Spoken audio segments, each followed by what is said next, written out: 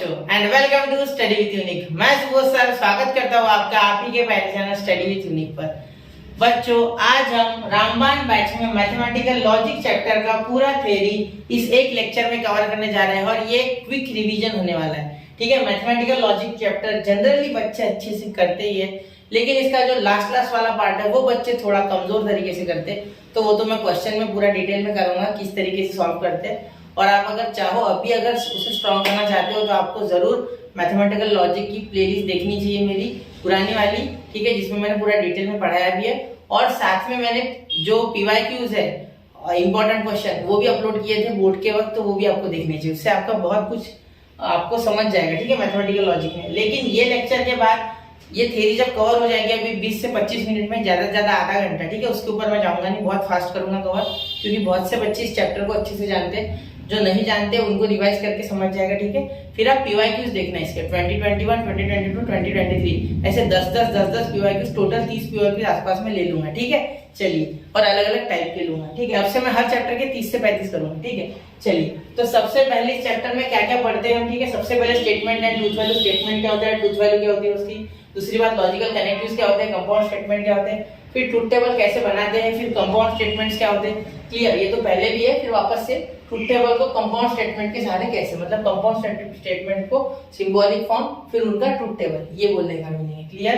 Statement pattern क्या होता है, लॉजिकल इक्विवेलेंस क्या होता है, टोटोलॉजी, कॉन्ट्रडिक्शन, कंटीजेंसी क्या होता है, क्वांटिफायर क्या होते हैं। क्वांटिफायर जैसे आप जानते हो एक होता है यूनिवर्सल और एक होता है एग्जिस्टेंशियल। फिर क्वांटिफाइड स्टेटमेंट क्या होता है, डुअलिटी क्या होता है, डुअल्स लिखते हैं हम, आपको पता होगा, नहीं पता होगा चलो देख लेंगे। Application of logic to switching circuit और स्विचिंग टेबल, ये देख लेंगे, ठीक है। अब ये आधे घंटे या 40 मिनट जो भी है लेक्चर जब आप देख लोगे तो मैं इतनी गारंटी देता हूँ कि थ्योरी में आपके अटकोगे नहीं, ठीक है। मैंने बीच बीच में दो चार क्वेश्चन भी लिए, तो वो भी आपको समझ जाएगा, एक आइडिया क्लियर हो जाएगा कि इस तरीके से होता है। तो आप जब पीवाईक्यूज देखोगे तो वहां आपको कोई किसी तरीके की कोई गड़बड़ नहीं मिलेंगी, ठीक है। चलिए, तो थोड़ा सा मैं तेज बोल रहा हूँ क्योंकि मुझे जल्दी कवर करना है, ठीक है। अब इस शब्द पे आप सबसे पहले नजर डालो, असरेटिव। अब आपने टाइप्स ऑफ सेंटेंसेस पढ़ा है बच्चा इन 10th स्टैंडर्ड, तो उसमें 4 प्रकार के सेंटेंसेस थे, ठीक है। 10th में हर साल पढ़ते हैं, ठीक है।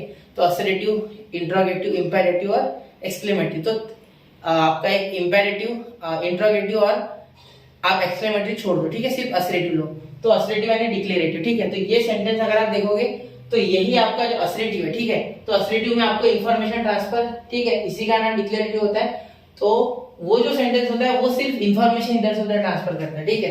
तो वो जो सेंटेंस होता है, ठीक है, उसका जब ट्रूथ वैल्यू ट्रू या फॉल्स निकल जाए तब हम उसे स्टेटमेंट कहते हैं।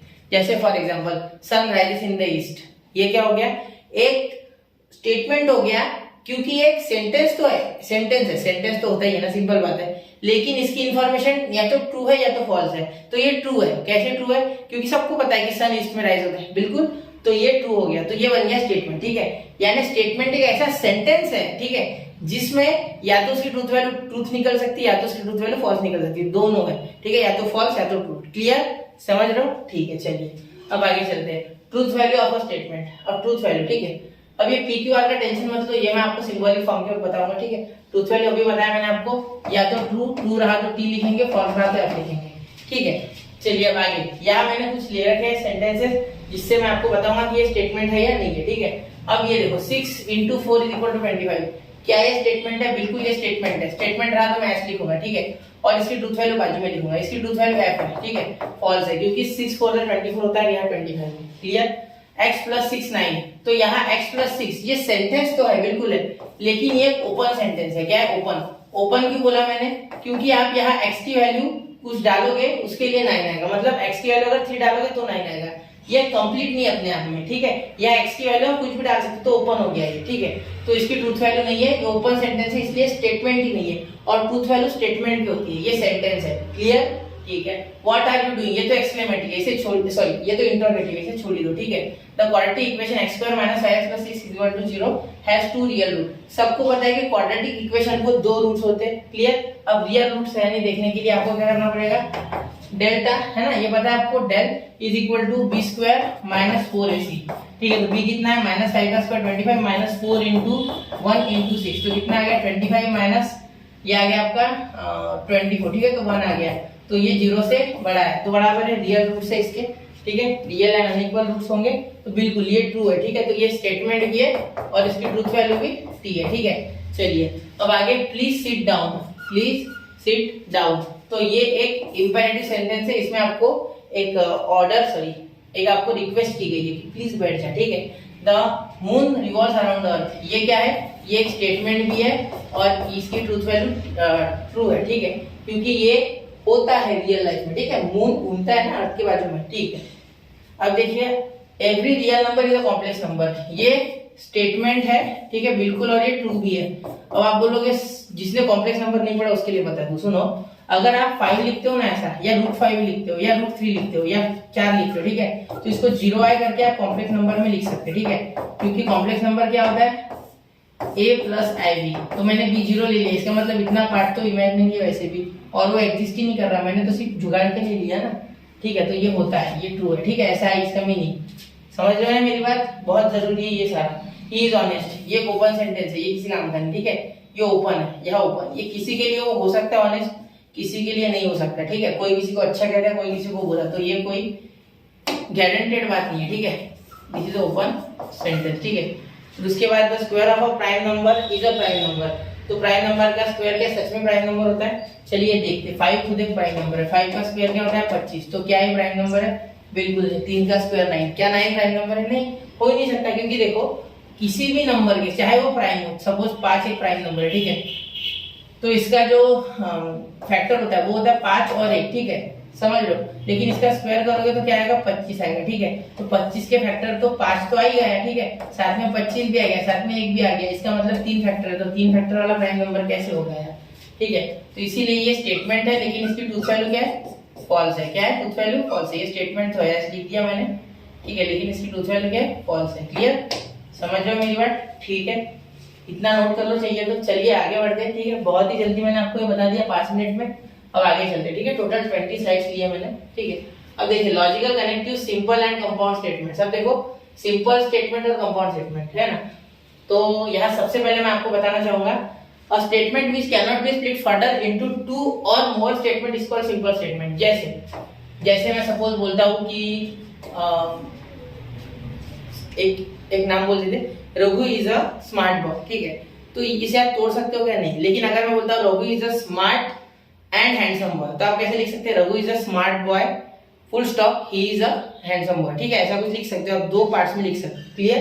तो ऐसा, ठीक है, जैसे यहाँ देखो 3 is prime and 4 is even number, ठीक है, 3 एंड 5 आर ट्विन प्राइम्स। ठीक है, ये हो गया आपका सिंपल स्टेटमेंट, समझ गए?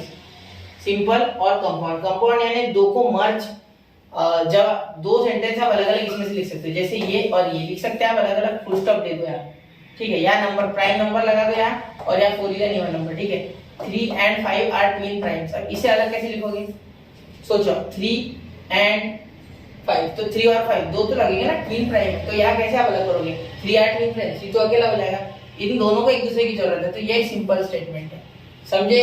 ठीक है, if the statement is a combination of 2 or more simple statement then it is called compound statement। समझ गए?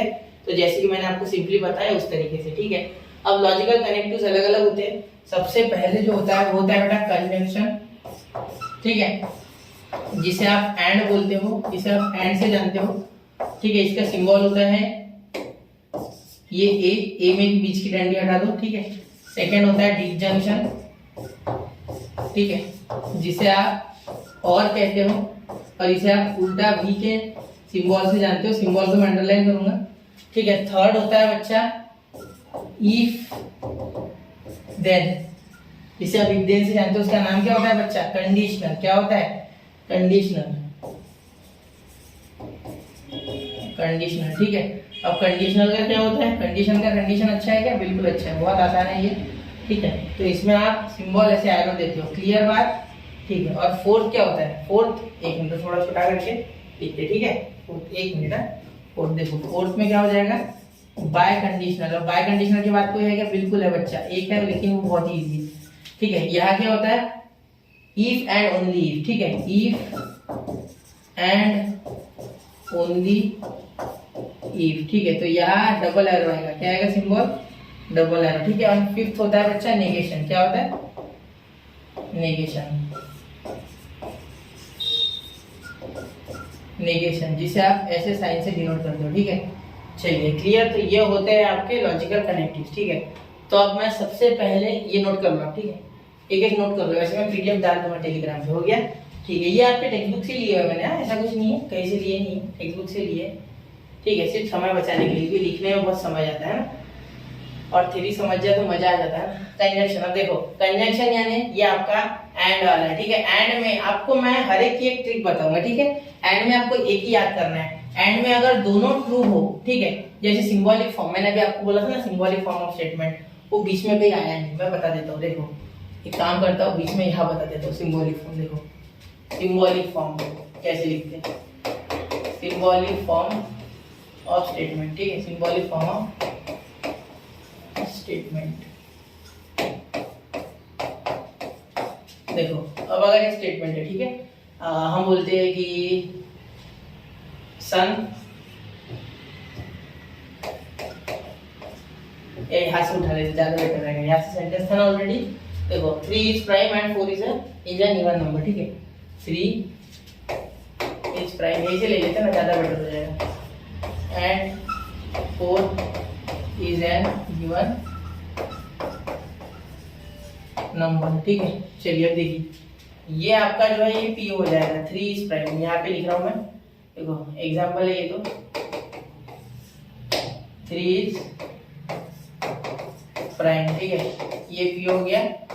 और क्यू क्या हो गया, 4 इज एन इवन नंबर, ये हो गया आपका क्यू, ठीक है। तो यहाँ प्राइम नंबर भी लिखना है वैसे, ठीक है। तो इसे सिंबॉलिक फॉर्म में कैसे लिखोगे, सिंबॉलिक फॉर्म, ठीक है। कैसे लिखोगे बच्चा, पी एंड है बीच में, तो एंड लिखेंगे, और क्यू, क्योंकि एंड का साइन यही है, ठीक है। तो ये हो गया आपका सिंबॉलिक फॉर्म, बहुत ही आसानी से, ठीक है। ऐसे और होता तो और लिखते हैं, क्लियर। अब देखो यहाँ इसके सहारे हम पहला सेंटेंस ट्रू है या दूसरा ट्रू है, पहला फॉल्स है दूसरा ट्रू है, इस तरीके से हम इसमें ट्रूथ टेबल बनाते हैं, क्लियर। तो देखिए यहाँ अगर पी ट्रू है और क्यू ट्रू है, पी ट्रू है दूसरा फॉल्स है, ठीक है, क्यू फॉल्स है, फिर पी फॉल्स है तो क्यू ट्रू है, और फिर दोनों फॉल्स है, तो इसमें क्या क्या इनका रिजल्ट आएगा वो हम देखेंगे, ठीक है। तो देखो यहाँ आपको सिर्फ एक ही याद करना है, ये पहला वाला, ठीक है, ये याद कर लो, ये याद कर लो, ठीक है। दूसरे करना मत, ठीक है, ये एक ही याद करो सिर्फ इसमें। देखो एंड में हमेशा ट्रू ट्रू, अगर पी भी ट्रू है मतलब पहला भी ट्रू है और दूसरा स्टेटमेंट भी ट्रू है, अगर दोनों ट्रू है तो ही ट्रू आता है, बाकी सारे फॉल्स है, चाहे एक भी फॉल्स हो जाए। देखो जैसे ट्रू फॉल्स भी फॉल्स है, फॉल्स ट्रू भी ट्रू फॉल्स है, और फॉल्स फॉल्स भी फॉल्स ही, देखो है। तो इसे सिर्फ याद करो, बाकी के टेंशन मत लो, ठीक है, क्लियर। चलिए अब इसे कंजंक्शन कहते हैं, मैंने बताया था ना कि देखो कंजंक्शन, ठीक है। चलिए अब आगे देखिए, अब इसे डिसजंक्शन, ठीक है। अब इसमें भी एक ट्रिक है, इसमें भी ट्रिक बताऊंगा सीधे सीधे, ठीक है। इसमें क्या करेंगे, इसमें सिर्फ एक याद करेंगे, जब दोनों फॉल्स है तभी सिर्फ फॉल्स है, बाकी इसमें ट्रू है, ये याद कर लो, ठीक है। याद कर लो वाला याद रखो, ठीक है। अगर दोनों फॉल्स है तो ही फॉल्स है, बाकी सब ट्रू है, ये याद रखना। जैसे पहला अगर ट्रू है दूसरा ट्रू है तो ट्रू है, पहला अगर ट्रू है दूसरा फॉल्स है तो फॉल्स है, पहला अगर फॉल्स है दूसरा ट्रू है तो ट्रू है, ठीक है। मतलब एक भी ट्रू तो ट्रू, अगर दोनों फॉल्स है इन केस ये फॉल्स होगा, वरना नहीं होगा, ठीक है। समझ रहे हो, ठीक है। यहाँ लिखा हुआ भी है नोट, ठीक है, देखा करो ये, ठीक है। अब अगला देखो, बाय कंडीशन, सॉरी इम्प्लीकेशन यानी कंडीशनल, बाय कंडीशनल नहीं कंडीशनल, ठीक है। इसमें भी एक ही याद करना है, ट्रू और फॉल्स। देखो ट्रू फॉल्स फॉल्स होता है, सिर्फ ये याद कर लो, ठीक है। यहाँ ये याद कर लो आप सिर्फ, ठीक है, इतना एक ही याद करो। यहाँ सिर्फ ट्रू फॉल्स फॉल्स होता है, बाकी देखो true true true false true true false false भी ट्रू, लेकिन अगर ट्रू फॉल्स है तो ही फॉल्स होगा, बाकी नहीं होगा। इसे ऐसे याद करना है, ठीक है। चलिए ये कंडीशनल है, इसे पढ़ते कैसे ये पता है ना आपको, P इम्प्लाइज Q पढ़ सकते हैं, ठीक है। आप अलग अलग तरीके से आपके हिसाब से पढ़ सकते हैं, ठीक है, समझ रहे। या इफ P then Q ऐसे भी पढ़ सकते हो, आपकी इच्छा। If P then Q P implies Q, इस तरीके से आप पढ़ सकते हो, ठीक है। चलिए अब आगे बाय कंडीशनल, ये लास्ट लॉजिकल कनेक्टिव है, मतलब बड़ा अच्छा वाला, वो उसके बाद तो नेगेशन है, वो बहुत ही इजी है, तो इसीलिए मैं उसे ज्यादातर इजीली बच्चों को बता देता हूँ, ठीक है। तो देखिए बाय कंडीशनल डबल इम्प्लीकेशन। अब देखो truth for bye conditional, P और इसमें Q, तो इसमें दो चीजें याद रखनी, इसमें एक याद नहीं करना। देखो ये आपको पहला वाला इसमें याद करना है, ठीक है, फिर लास्ट वाला भी याद करना है, ठीक है। इसमें दो याद कर लो वाले हैं, ठीक है, फर्स्ट एंड फोर्थ, याद कर लो, ठीक है, याद कर लो। क्यों क्यों ऐसा बोला सर आपने?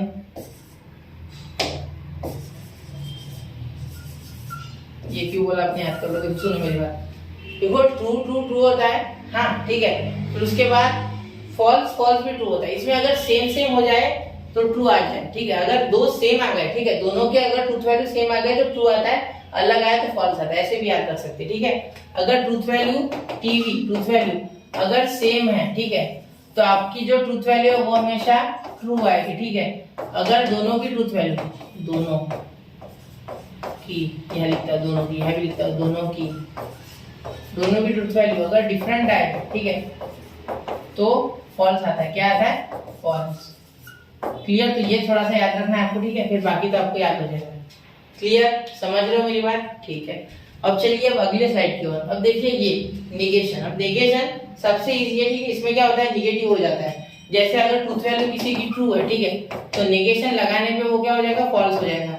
लेकिन अगर नेगेशन पी है और उसके आगे नेगेशन लगाते हो तो निगेटिव निगेटिव कैसे पॉजिटिव होता है, वैसे नेगेशन और नेगेशन मिला के इसे बना देते हैं इक्विवेलेंट टू पी। मतलब ये अगर इसकी ट्रूथ वैल्यू अगर फॉल्स होगी, ठीक है, और इसके आगे मैं नेगेशन लगा दूं, ठीक है, और वापस से एक नेगेशन लगा दूं, तो ये देखो ये एक्चुअली इसका तो ट्रू होता है, ठीक है, इसके अंदर का negation of false is true, लेकिन इस नेगेशन के कारण ये वापस से क्या बन जाएगा? फॉल्स बन जाएगा। ऐसा मीनिंग है इसका। क्लियर?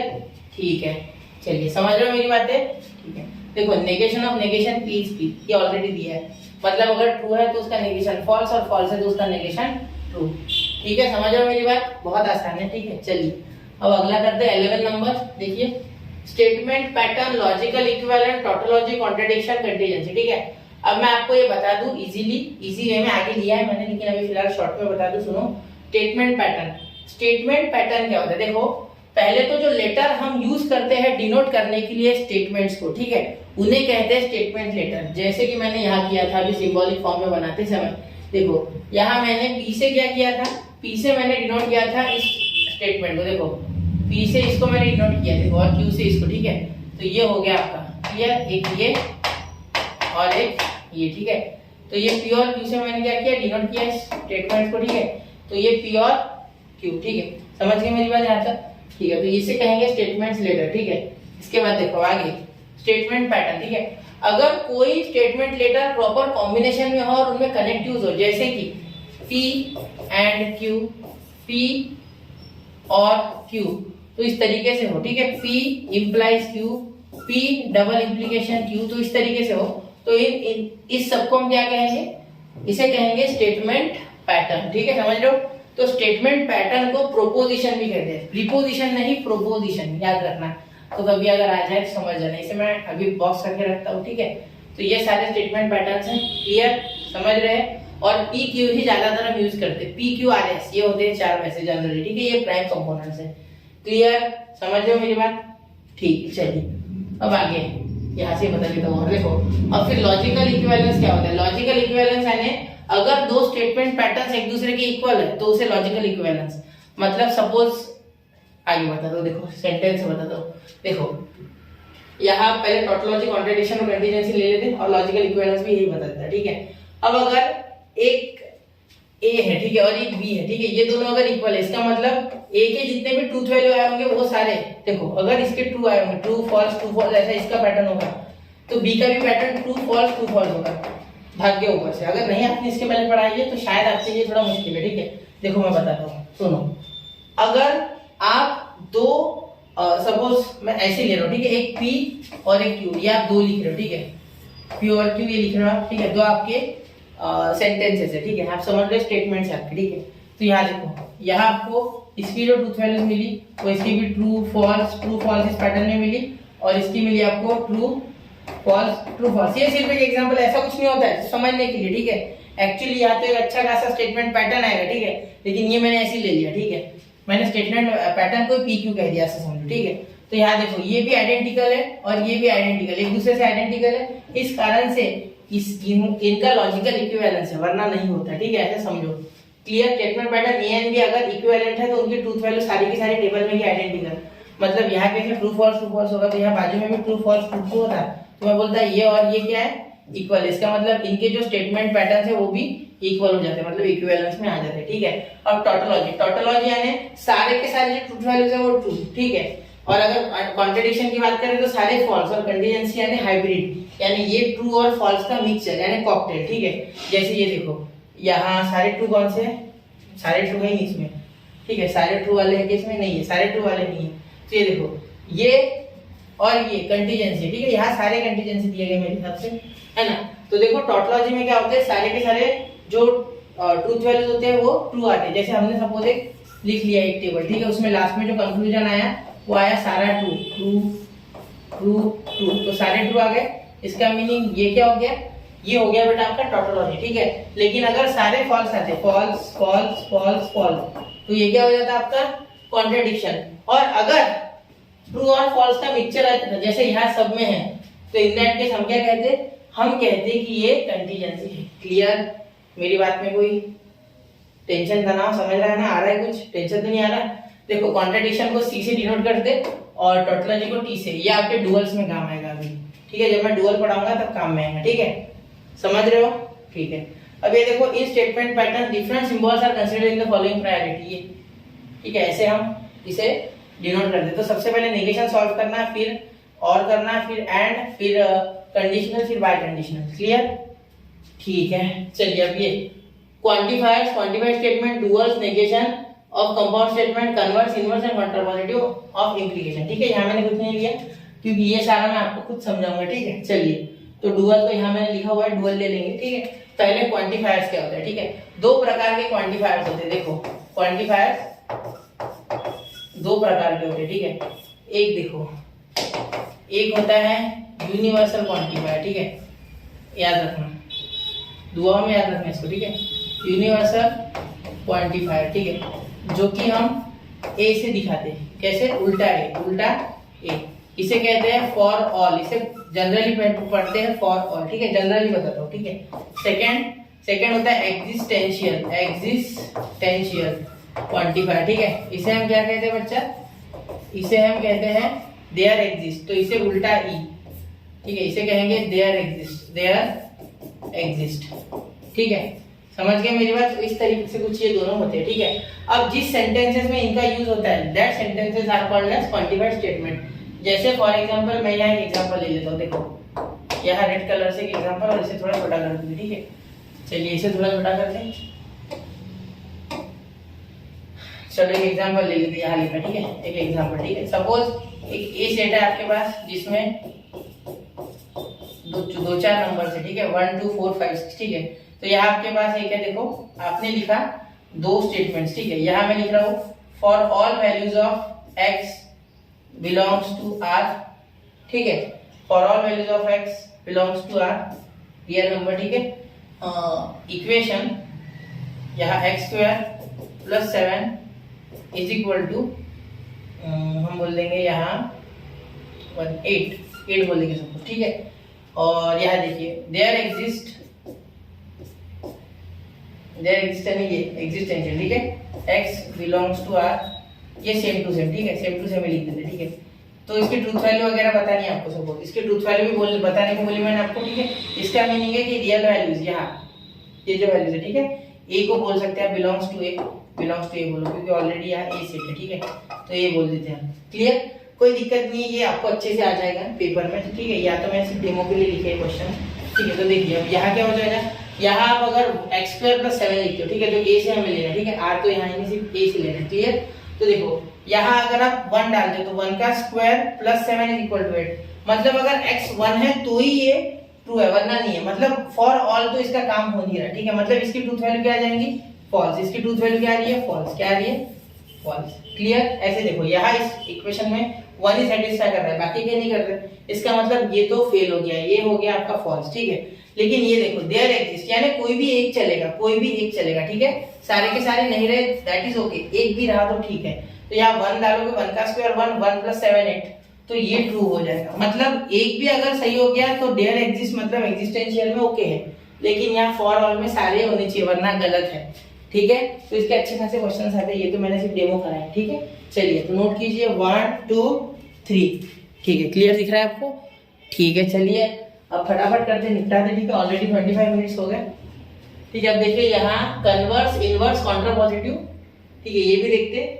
डुअल्स, अब डुअल बता दो आपको, नेगेशन ऑफ कंपाउंड स्टेटमेंट वो भी बता था आगे, ठीक है। सबसे पहले मैं आपको डुअल बता देता, ठीक है। डुअल देखिए, डुअल अगर आप ध्यान से देखोगे तो डुअल क्या होता है, देखो अगर आपको P और Q दिया गया है तो इसका जो डुअल है, ठीक है, यहाँ मैं डुअल लिखता हूँ और यहाँ ओरिजिनल वाला जिसका डुअल लिखना है वो, ठीक है, यहाँ मैं लिखता हूँ स्टेटमेंट और उसका डुअल बाजू में, ठीक है, यहाँ मैं लिखता हूँ स्टेटमेंट उसका डुअल, तो इसका डुअल क्या हो जाएगा P एंड Q, ठीक है।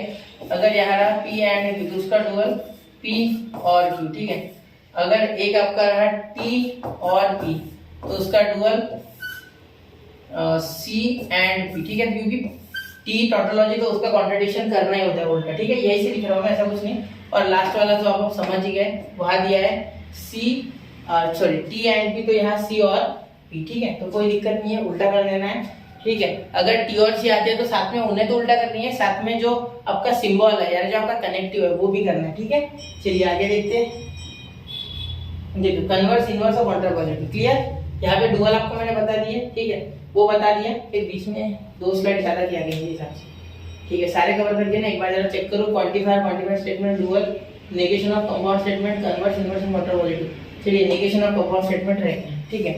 चलिए अब ये देखो नेगेशन ऑफ कंपाउंड स्टेटमेंट देखो, ठीक है। अब देखो सपोज नेगेशन ऑफ, पहले तो हम लिखेंगे नेगेशन ऑफ कंजंक्शन, ठीक है, नेगेशन ऑफ कंजंक्शन, ठीक है। तो ये क्या होता है, देखो अगर यहाँ आपको नेगेशन ऑफ कंजंक्शन बोला जाए, मतलब P एंड Q का अगर आपसे बोला जाए कि नेगेशन बनाओ, ठीक है, negation of P and Q is negation P and Q equal to negation P and equal to and equivalent to negation P और and का और negation Q, ठीक। बहुत आसान है, ये मुश्किल नहीं है ज्यादा, ध्यान देना, ठीक है। अगर ये हो, ठीक है, तो यहाँ हम लिख सकते negation ऑफ कंजंक्शन में क्या हो जाएगा, negation of P and Q is negation, तो ये negation जैसे लगेगा तो P भी हो जाएगा निगेटिव और Q भी निगेटिव, ऐसा समझो, और एंड का हो जाएगा और, ठीक है। अब बाद में अगर आप करोगे इसका, ठीक है, सेकंड नेगेशन ऑफ डिसजंक्शन, ठीक है, ध्यान से देखना, ये तो पहले के आसान लगेगा, बाद में थोड़ा कंफ्यूज हो जाओगे, ठीक है। Negation of disjunction, negation of disjunction, ये मैं जानबूझ के लिख रहा हूँ कि आपके एक बार से अगर ब्रेन में फिट हो गया तो बाद में टेंशन नहीं, ठीक है। यहाँ अगर लिखो आप P और Q, देन उसका नेगेशन जो होगा, ठीक है, नेगेशन ऑफ P और Q इज नेगेशन P और Q, ठीक है, तो यहाँ हो जाएगा P एंड Q और दोनों को लग जाएगा नेगेशन, दोनों को क्या लग जाएगा बेटा, नेगेशन, ठीक है, दोनों को लग जाएगा नेगेशन, ठीक है, ये और यहाँ भी दोनों को नेगेशन लग जाएगा, ठीक है। चलिए कोई दिक्कत नहीं है, अब क्लियर हो गई बात, समझ गए ना। चलिए तो ये हो गया आपका, समझ गए, चलिए ठीक है। अब आगे देखते हैं, नेगेशन के बाद इसका नेगेशन हो गया थर्ड, नेगेशन ऑफ कंडीशन, ठीक है, बराबर, नेगेशन ऑफ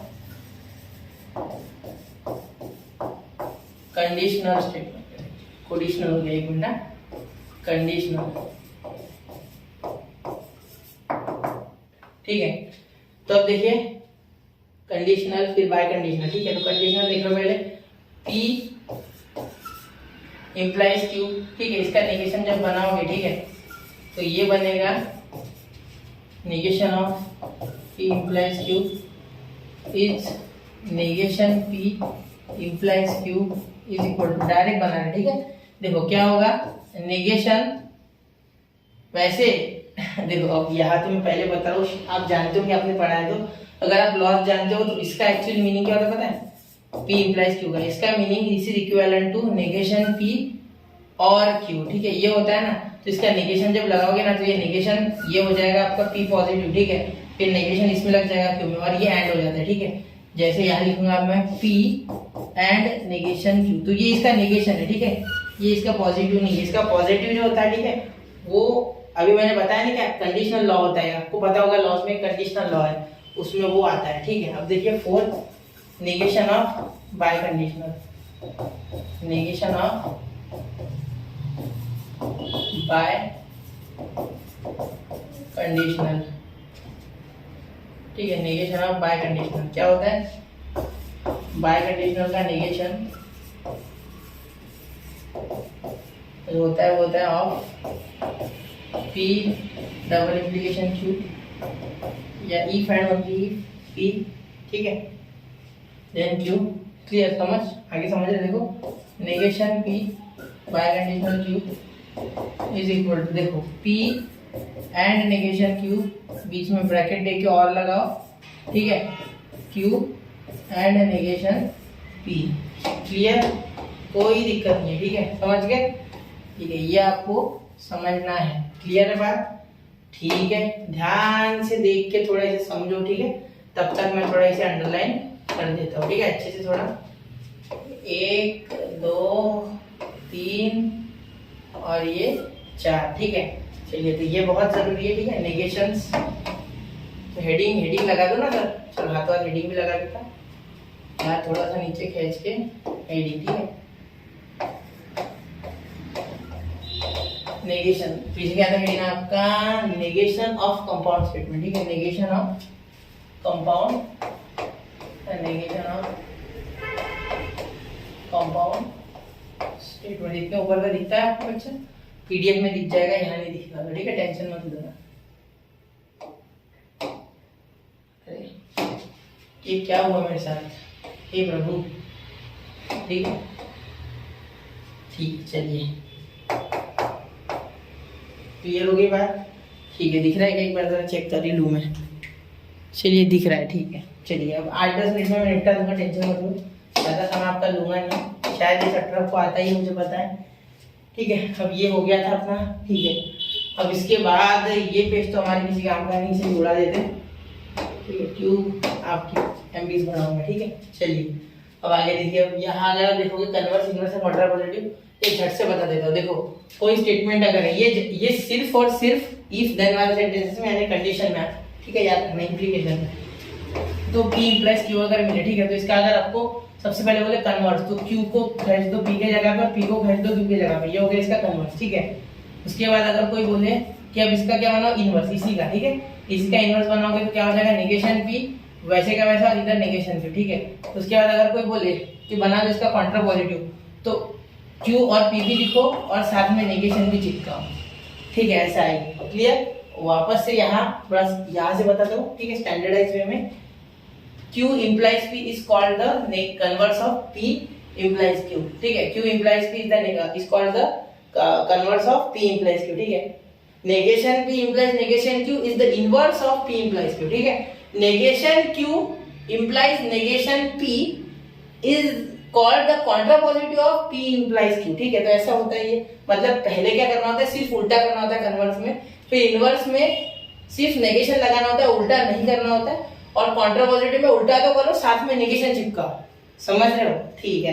अब ये देखो, it is if a function is differentiable then it is continuous, तो इसका मैं सबसे पहले तो कन्वर्स लिखूंगा, ठीक है। कन्वर्स क्या हो जाएगा इसका? बहुत आसान है, उल्टा कर दो। इट इज कंटीन्यूअस या if it is continuous, sorry if it is continuous, ठीक है, पेन थोड़ा चल नहीं रहा है। If it is continuous then it is differentiable, है ना? हाँ, then it is differentiable, clear? अरे यार, इफ अ फंक्शन इज, क्या लिखा मैंने? If a function is, if a function is, it क्यों लिख दिया? इट तो प्रीपोजिशन है उसका, ठीक है। चलिए, ये हो गया कन्वर्स, फिर अब लिखते हैं इनवर्स, ठीक है, हाथों हाथ इनवर्स लिख लेते हैं। चलिए देखो, if a function is differentiable, ठीक है, is not differentiable then it is not continuous, ठीक है। अब इसका कॉन्ट्रा पॉजिटिव लिखना बहुत इजी है, सीपी क्या लिखोगे? इसमें लिखोगे आप if a function is not continuous then it is not differentiable, मतलब इसका not differentiable उधर, not continuous इधर, ठीक है। बहुत आसान नहीं है, मुश्किल नहीं है, ठीक है। तो ये मैंने एक एग्जांपल के साथ आपको समझाया। ठीक है, अब देखिए अब लॉज आ गए भाई, जो सबसे इंपॉर्टेंट चीज है इस पूरे चैप्टर की। ठीक है, सबसे पहले एडम्पोटेंट, फिर कम्यूटेटिव, फिर एसोसिएटिव, फिर डिस्ट्रीब्यूटिव, फिर डी मॉर्गन्स लॉ। पहले नाम याद होने चाहिए। ठीक है, De Morgan's identity, complement, absorption, conditional और राइट कंडीशनल। ठीक है, अब देखिए एडम्पोटेंट लॉ क्या कहता है, पी एंड क्यू रहा तो भी पी, पी और क्यू रहा तो भी पी। ठीक है, ये देखिए क्लियर।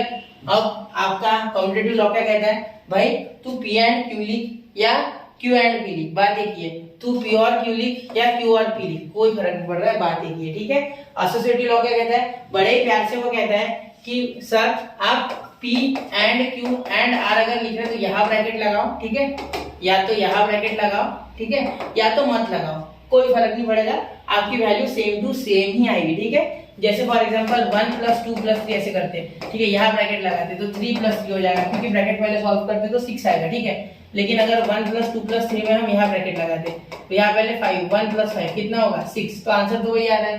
फिर आप अगर ब्रैकेट नहीं लगाते तो भी आंसर 6 से आता है। यही एसोसिएटिव लॉ कहता है, बड़ा ही प्यारा है। अब डिस्ट्रीब्यूटिव लॉ, अब डिस्ट्रीब्यूटिव लॉ क्या कहता है, डिस्ट्रीब्यूटिव लॉ आपको कहता है कि अगर P एंड Q और R हो, ठीक है, तो मुझे डिस्ट्रीब्यूट कर दो बोलते। ठीक है, ये R है, ठीक है, मुझे डिस्ट्रीब्यूट कर दो, तो वो क्या कहता है, मैं P and Q equivalent to P and Q ये और बीच में रख दो बोलते। ठीक है, फिर मैं P एंड R ऐसे जोड़ी बना लेता हूँ बोलते, इसके साथ भी जोड़ी बनाएगा, इसके साथ भी जोड़ी बनाएगा। ठीक है, और ये जो साइन इसके पास रहा वो लेके जाएगा और इनके बीच का साइन बीच में। ठीक है, यही अगर आप उल्टा कर दो, यहाँ का साइन क्या कर दो और यहाँ का एंड, तो यहाँ बीच में आ जाएगा आपका और यहाँ आ जाएगा एंड, जैसे कि यहाँ होगा भी, देखो हाँ यहाँ देखो, यहाँ बीच में आ गया और यहाँ का एंड, ये मैंने ऊपर लिया, ये देखो ये अभी जो मैंने बोला वो। ठीक है, तो इस तरीके से बहुत आसान है डिस्ट्रीब्यूटिव लॉ भी। अब जनरली मैं आपको एक हिंट देता हूँ, डिस्ट्रीब्यूटिव लॉ कभी भी यहाँ से यहाँ नहीं जाता, जनरली वो यहाँ से यहाँ जाता है। ठीक है, जब हमें स्टार्टिंग में कभी नेगेशन वगैरह मिले तभी यहाँ से यहाँ जाता है वो। ठीक है, वरना मैक्सिमम लास्ट के स्टेप में वो इससे छोटा बनाना होता है हमें जनरली, तो यहाँ से यहाँ आता है वो। ठीक है, तो आपको ये ध्यान देना है। ठीक है, और कभी कभी क्या होता है, ये P यहाँ ना देते हुए क्वेश्चन में क्या होता है, R एंड P दिया होता है, तो हम यहाँ कौन सा लॉ लगाएंगे, यहाँ हम कम्यूटेटिव लगा के P को आगे लेके आएंगे, जिससे कि फॉर्मेट में बैठ जाएगा, फिर हम डायरेक्टली देख के चिपका देंगे डिस्ट्रीब्यूटिव लॉ। ऐसा होता है क्वेश्चन में। ठीक है, तो क्वेश्चन करते समय मैं आपको और डिटेल में सारी चीजें बताऊंगा। ठीक है, चलिए अब देखिए D Morgan's law. D Morgan's law बड़ा ही शरीफ है। ठीक है, ये बिल्कुल नेगेशन के जैसा ही थोड़ा बहुत काम करता है। ठीक है, देखो P एंड Q, ठीक है, थोड़ा बहुत क्या पूरा ही बोलूं। ठीक है, तो negation of P and Q is negation P और नेगेशन Q। ठीक है, नेगेशन ऑफ P और Q is negation P and negation Q। देखो यहाँ दिया हुआ है क्लियर, एंड का और का एंड, और साथ में दोनों को नेगेशन चिपका दो, ये डी मॉर्गन्स लॉ। ठीक है, आइडेंटिटी लॉ क्या कहता है, अगर मुझे P एंड T दो तो मैं रिजल्ट में P दूंगा। ठीक है, अगर मुझे P एंड F दो तो मैं रिजल्ट में F दूंगा, अगर मुझे P और F दो, ठीक है, तो मैं रिजल्ट में P दूंगा, एंड P और T दो तो मैं रिजल्ट में T दूंगा। ठीक है, ऐसा है ये, तो आपको याद होना चाहिए सिर्फ एक, P and T is P। ठीक है, फिर आप बाकी का याद कर सकते हो, P और T इज व्हाट, P और T इज व्हाट, T। देखो तो इसमें जब और में F आता है, ठीक है, तो P रिजल्ट में मिलता है, और जब एंड में T आता है तो P रिजल्ट में मिलता है। ये आपको याद करना है। ठीक है, दो चीजें क्लियर। और कभी क्वेश्चन में अगर आप अटक जाओ तो वहां भी कभी कभी सोच के, यहाँ 4 में लोग कंफ्यूज होते हैं। ठीक है, तो मैंने तो ये ट्रिक याद रखी, देखो P में जब एंड आता है और उसके बाद जब ट्रू आता है तब मैं याद रखता हूँ P मिलता है। ठीक है, और ऑन द अदर हैंड जब F के साथ होते हो तो P एंड F होता है। ठीक है, और P एंड T होता है आपका T। ठीक है, समझ रहे हो, आ रहा है ध्यान में, P एंड F होता है, समझ रहे हो ना, आ रहा है ध्यान में, तो ऐसे आपको याद रखना है। क्लियर, कंफ्यूज मत होना है, आपको करना है। ठीक, खुद से याद, इसको 4-5 बार लिखे बिना याद नहीं होने वाला वैसे भी। ठीक है, अब complement law, P and negation P F हो जाएगा, क्योंकि देखो अगर ये P ट्रू है और ये P F है तो इन दोनों का तो फॉल्स होने वाला है क्योंकि एंड है, और अगर ये ट्रू है ये फॉल्स है तो भी होने वाला है, अगर दोनों फॉल्स है तो भी होने वाला है। ठीक है, क्योंकि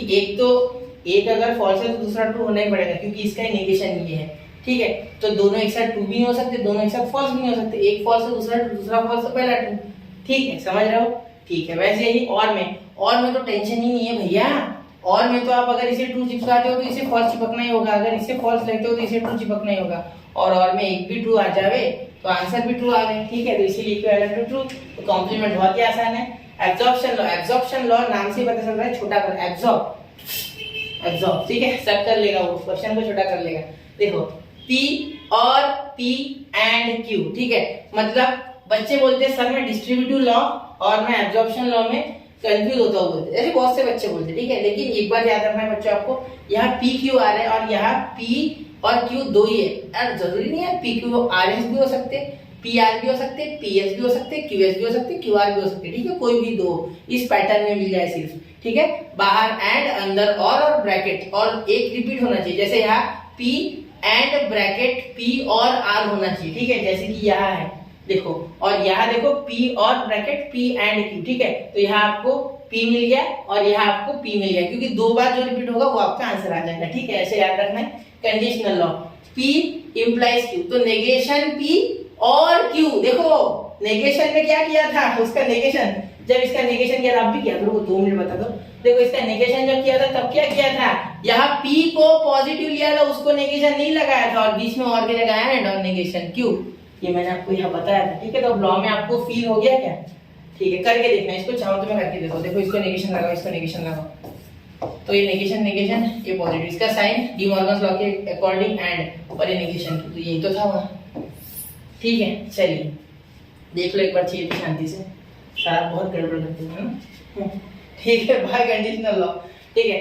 P डबल इंप्लाइज Q या if P, sorry if and only if P then Q, ठीक है। तो इफ एंड ओनली वाला मैटर होता है, ठीक है। तो देखिए यहाँ दो बार तो कंडीशनल लग गया, ठीक है, और बीच में एंड, क्लियर। ये तो मैं यहाँ मैंने और लिया था, वहाँ देखो नेगेशन में बीच में और था, देखो यहाँ नेगेशन में बीच में और दिख रहा है, ये देखो ये दिख गया, ठीक है। अब यहाँ देखो, यहाँ आपको एंड लेना है, ठीक है, और अंदर और लेना है, और जो आगे होता है उसे नेगेशन चिपकाना है, ठीक है। यहाँ नेगेशन P और Q एंड नेगेशन Q और P, समझ गए, ठीक है। तो यहाँ लॉस भी आपके खत्म हो गए, ठीक है। ये लॉस को एक बार स्क्रीनशॉट मार के 10 मिनट तक अच्छे से करना, नहीं आते हैं तो, क्योंकि जरूरी है एग्जाम में इससे रिलेटेड क्वेश्चन आते हैं, ठीक है। फिर अब मैं एप्लीकेशंस टू स्विचिंग सर्किट आपको बता रहा हूँ इसके, ठीक है। तो स्विचिंग सर्किट में बहुत से इसके आपको एप्लीकेशन देखने को मिलेंगे, ठीक है। तो ये हम क्लॉड शैनॉन की बदौलत है कि हम ये पढ़ रहे 1930s में उन्होंने निकाला था, ठीक है। तो यहाँ ऑलरेडी है तो बता रहा हूँ, ठीक है। तो उन्होंने यहाँ सिमिलरिटी ढूंढी थी, ठीक है, वो हमारे ट्रूथ टेबल्स और इनके बीच में, ठीक है, और लॉज और इनके बीच में लॉजिक्स और स्विचिंग सर्किट कैसे एक दूसरे से रिलेटेड है, ये यहाँ हमें मिला है, ठीक है। तो आप सर्किट वगैरह तो जानते होंगे, ये स्विच होता है, ठीक है, ये बैटरी होती है, लैंप होता है, तो लैंप जलेगा या नहीं ये हम देखेंगे। और जैसे वहाँ हमारा ट्रू था और फॉल्स था ट्रूथ टेबल में, वैसे यहाँ ट्रू को 1 और फॉल्स को 0, तो 1 जब जब आएगा तब तब लाइट ग्लो करेगा, ठीक है, और जब जब 0 आएगा तो नॉट ग्लो, लाइट ग्लो नहीं होगा, ठीक है, समझ रहे हो, लाइट विल नॉट ग्लो, अच्छे से लिखो सर, ठीक है। चलिए अब आगे देखो, यहाँ दो प्रकार के आपको सर्किट मिलेंगे, एक सीरीज में, तो सीरीज में क्या होता है, सीरीज यानी एंड, सीरीज का सर्किट यानी एंड, मैं यहाँ लिख देता हूँ, सीरीज यानी एंड का सर्किट, यहाँ एंड आएगा, क्या आएगा, एंड, ठीक है, एंड। और एंड का सिंबल क्या होता है सर, एंड का सिंबल होता है आपका ये, ठीक है सर, हम याद रखेंगे, बिल्कुल याद रखेंगे, ठीक है। तो सीरीज में हम एंड बोलेंगे यहाँ, ठीक है। अब सुनो, सीरीज में एंड क्यों, सुनो, यहाँ से पॉजिटिव से निगेटिव टर्मिनल की तरफ जाता है करंट, तो ऐसे करंट यहाँ से आ गया, देखो ये स्विच सपोज मैंने क्लोज करके रखा, ये भी क्लोज, यानी ये दोनों लगे हुए, ठीक है, दोनों बटन चालू है, तो यहाँ से ऐसे करंट जाके ऐसे लाइट में चल जाएगा, सर्किट कंप्लीट हो जाएगा, ठीक है, पूरी इलेक्ट्रॉन यहाँ बैटरी तक पहुंचेंगे। वरना अगर एक भी खुला है, सपोज ये ओपन है, तो यहाँ से तो जाएंगे, यहाँ तक जाएंगे, ठीक है। फिर अब तो सोचना भी मत कि अगर ये बंद है तो यहाँ से जा नहीं पाएंगे, तो टेंशन ही नहीं है, मतलब दोनों का साइमल्टेनियसली चालू होना जरूरी है, ठीक है, दोनों एक साथ चालू होना जरूरी है, ठीक है, साइमल्टेनियसली, सॉरी, दोनों एक साथ शुरू होना जरूरी है, टुगेदर दोनों चालू होने चाहिए, तभी लाइट ग्लो करेगा, वरना नहीं। इसीलिए यहाँ देखो 1 1 का आंसर 1 है, बाकी सारे 0 है, जैसे कि 2 ही 2 था हमारे एंड वाले टेबल में, बाकी सारे फॉल्स थे, तो ऐसा यही है, ठीक है, इसीलिए इसे एंड बोला जाता है। अब देखो यहाँ अगर आप देखोगे पैरेलल में जो विषय है वो थोड़ा अलग है, ठीक है। पैरेलल सर्किट में आपका जो सर्किट है वो और के लिए है, यानी डिसजंक्शन के लिए है, और इसका सिंबल आपका V है उल्टा, ठीक है। देखिए एक मिनट थोड़ा बना दूं फिर बता दूं, ठीक है। देखो यहाँ विषय ऐसा है सर बच्चों, यह विषय ऐसा है कि यहाँ ये एक स्विच 1 स्विच 2 दोनों एक दूसरे के पैरेलल में, लेकिन अगर आप यहाँ से बैटरी करंट दौड़ाते, इलेक्ट्रॉन यहाँ से दौड़ जाएंगे, है ना, तो इलेक्ट्रॉन जब यहाँ से दौड़ेंगे तो ये अगर क्लोज है, मतलब ये अगर चालू है S1 तो भी यहाँ से करंट फ्लो के लैंप के पास पहुंचेगा, सर्किट कंप्लीट हो जाएगा, ठीक है। लेकिन अगर ये सपोज ओपन है और ये क्लोज है तो ये इलेक्ट्रॉन यहाँ ना जाते हुए यहाँ से ऐसे जाते हुए यहाँ से दौड़ लगा के लैंप तक पहुंच ही जाएंगे, ठीक है। मतलब इस सर्किट में करंट आ जाएगा, यहाँ से लैंप जलेगा, लैंप दौड़ेगा नहीं, लैंप जलेगा, ठीक है। मतलब कोई भी एक चालू रहा तो दिक्कत ही नहीं है, ठीक है। तो कोई भी एक रहा तो लैंप जलेगा, ठीक है। यहाँ दोनों रहे तो टेंशन ही नहीं है। मतलब यहाँ देखो जैसे हम और में पढ़ते थे, अगर दोनों ट्रू हो तो भी ट्रू, एक ट्रू हो तो भी ट्रू, ठीक है। लेकिन दोनों फॉल्स हो, मतलब दोनों बंद है तो ही, मतलब यहाँ देखो दोनों जीरो है तभी जीरो आया है, बाकी सबके लिए लैंप जला 1 1 1 आया है, ठीक है। तो ये आपको फिजिक्स में भी सेमीकंडक्टर्स में यूज आएगा, ठीक है। तो ये जरूर आपको याद रखना, ठीक है। तो चलिए मेरी बात समझ रहे हो पूरी अच्छे से, ठीक है। इसे आप सेमीकंडक्टर में शायद बोलियन इक्वेशन बोलते हो, ठीक है, क्योंकि जॉर्ज बोली ही थे और उसके पहले आर्चिमिडीज थे हमारे प्यारे, ठीक है, जिन्होंने ये लॉजिक और लोगोस वगैरह ग्रीक वगैरह से सारा कुछ लाया है, ठीक है। इंग्लिश फिलोसोफर थे वो हमारे जॉर्ज बोली, जिन्होंने लॉजिक्स और मैथ्स और इंग्लिश के ग्रामर को जोड़ा है, ठीक है, यानी जो भी ग्रामर है सेंटेंसेस वगैरह का, ठीक है। तो चलिए मिलते हैं अगले लेक्चर में। यहाँ मैंने पूरा लॉजिक का जो बेसिक्स था वो आपको बता दिया, 40 मिनट का आसपास लेक्चर हो गया, जरूर देखिए, लॉजिक आपका अच्छा हो जाएगा।